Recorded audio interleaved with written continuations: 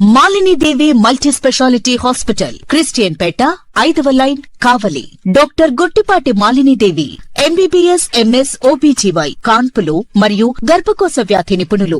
మాలిని దేవి multi speciality hospital నందు అందించు వైద్య సేవలు: సాధారణ కాన్పులు, సిజేరియన్లు, లాప్రోస్కోపిక్ ద్వారా గర్భసంచికి సంబంధించిన ఆపరేషన్లు, ట్యూబెక్టమీ, పిల్లలు లేకుండా operation, high risk pregnancy, ectopic pregnancy మరియు గర్భసంచి నీటి బుడగలు, గర్భసంచి జారిన ఆపరేషన్లు, రొమ్ముగడ్డలకు చికిత్స, నెలసరి ఇబ్బందులకు చికిత్స, మెనోపాజ్ సమస్యలకు చికిత్స చేయబడును. స్త్రీలకు సంబంధించిన అన్ని సమస్యలకు చికిత్స చేయబడును. పిల్లలు లేని వారికి ప్రత్యేక చికిత్స కలదు.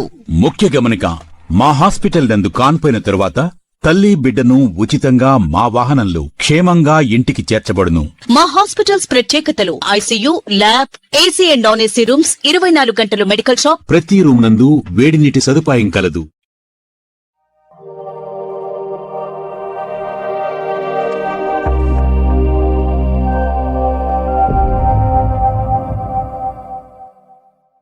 Welcome to CMD news. నా పేరు కామాక్షి. ముందుగా నేటి వార్తా విశేషాలు. SC commission chairman Shri Jawahar Chittoor పర్యటనలో భాగంగా ఆర్ఎండ్బి వసతి గృహంలో గ్రీవెన్స్ ఏర్పాటు చేశారు. అక్కడ చిత్తూరుకు చెందిన వినరసితో పాటు ఆమె కుటుంబ సభ్యులు ఎస్సీ కమిషన్ చైర్మన్ ని కలిసి తమ గోడును వెళ్లబుచ్చుకున్నారు.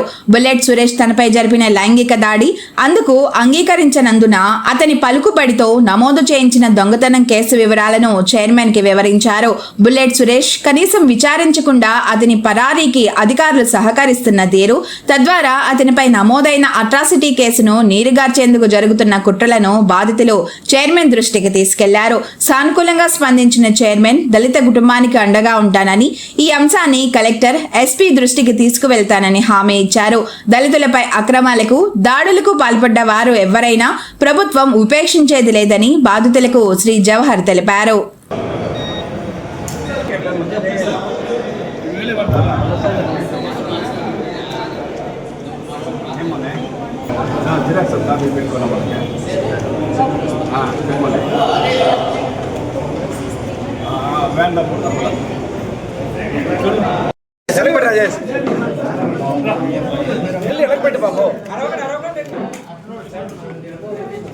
కొంచెం బయట కూడా